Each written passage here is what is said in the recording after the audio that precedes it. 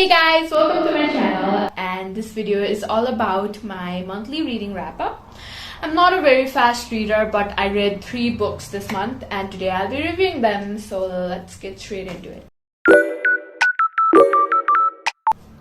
The first book that I read the previous month was Rock, Paper, Scissors by Alice Feeney, and this is a thriller book. It's about a married couple, Adam and Amelia, whose marriage is failing because they have all these secrets and lies from one another. And they go on vacation in hopes to save their failing marriage, but something happens that makes them distrust each other even more and question if they're with the right person and if they can trust who they're married with. And this book I had seen in Book Talk a lot, and this book is, I think, the most popular book by this author, Alice Feeney. And there were a lot of mixed reviews and I decided to get it. I was just a little bit disappointed. Now, it's not a bad book. It's a very solid read, and if you're just getting into thriller, then I think you will probably really enjoy it. Now, the first thing is, I expected it to be a different type of aesthetic. I thought it was more like a sea traveling, eerie, dark summer type of vibe, which was like the complete opposite. I did not get that, and as they say, first impressions last, but of course that's not the whole reason. There were some things like some of the subplots, they were kind of easy to predict, because this writer, I've realized, like, if something is important to the plot, she keeps bringing it up multiple times, and I just noticed that. And so the element of surprise and like, oh my god, what happens next, and you keep turning the page because you're so excited to know what happens next, that did not happen. But I read it pretty quick. I read it in like a week, I think. It was a pretty good read. If you might like it, even though I did not like particularly love it or anything. And one thing is, I'm not going to say that the plot twist was predictable. It wasn't predictable, but it wasn't so unexpected in a way that I was like, oh my god, how did this happen? Oh my god, I was not expecting it. I'm so shocked. I mean, yeah, it was shocking. It was not, I did not exactly predict it, because I did have a lot of theories for this book. For some reason, I don't know, maybe it's a me problem, but yeah. Okay, so let's move on to the next book. The second book that I read was Betting on You by Lynn Painter, and Lynn Painter is my most favorite YA romance author. I have all 5 of her YA romances, and this book definitely did not disappoint. I think it definitely lives up to the hype, even though I do like her first book better than the movies, more than this one.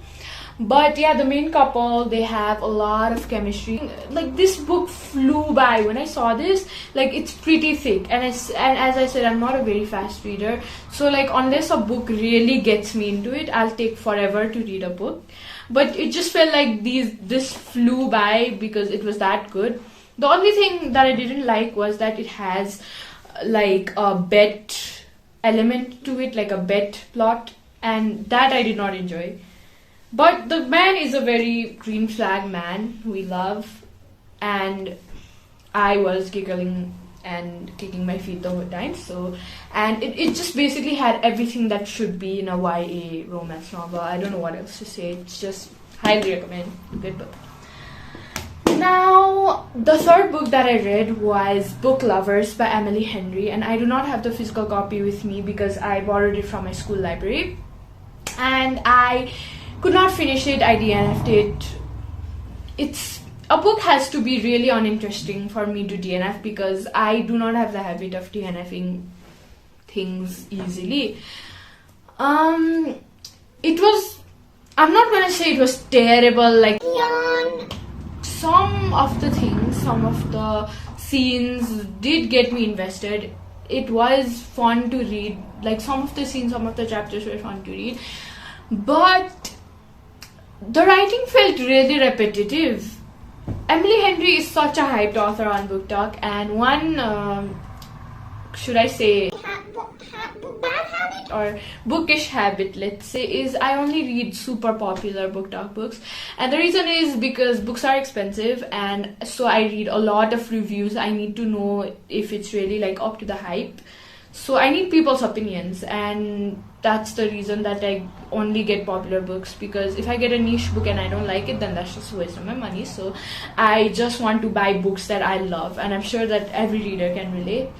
And so this Emily Henry, this was my first impression of her, and the writing felt repetitive. And the next thing, I did not really think that the two main characters had that much chemistry.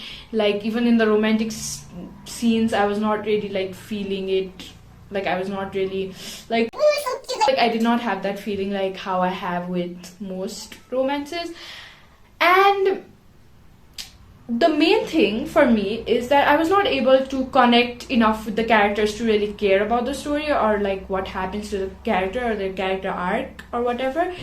For me to really get into a book and get into the plot and get into all of it, is I need to relate to the character, I need to understand her, I need to emphasize with her, and then I need to like connect with them, the main characters. And I did not have it, so I was just not like invested, like, oh my god, what is her opinion, what is her POV and all that.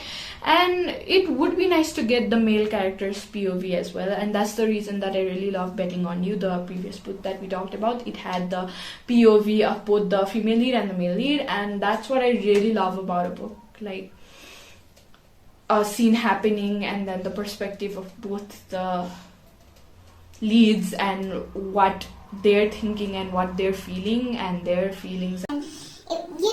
Basically you get it. So that element was missing. And the most important thing is I could look over all of the things that I just mentioned. It's not a YA novel, and I blindly borrowed it, because why would a school library have a adult book? But it was not YA, and after that I just didn't feel like any point in reading it. I was not enjoying it, and then that was the deal breaker for me, so I DNF'd it. I could not continue. So that's my reason. Oh, and I forgot to rate all of the books. The first book that we talked about, Rock, Paper, Scissors, I would give a 3 out of 5. Not bad at all, just maybe I didn't give it a fair chance. It's just I was expecting more. And then Betting on You, I give a 1 eternity later. 4.5. Let's say 4.3. Bruh. Yeah, 4.3. Yeah, okay, 4.3. I'm really like thinking what should I give, because I really love Lynn Painter's writing, and 4 feels way too less, and 5 is like it needs to be like I need to think about this book every single day for it to be a 5, you know. So like I can't give it a 5 either, and 4.5 just feels weird. I don't know why. Okay, so yeah, that's my ratings, and this is my current read, Never Lie by Frida McFadden, and I'm almost halfway through. And yeah, I'm enjoying it. I'm excited to see what happens next, and after I finish this book, I'll probably do a book review of this book as well.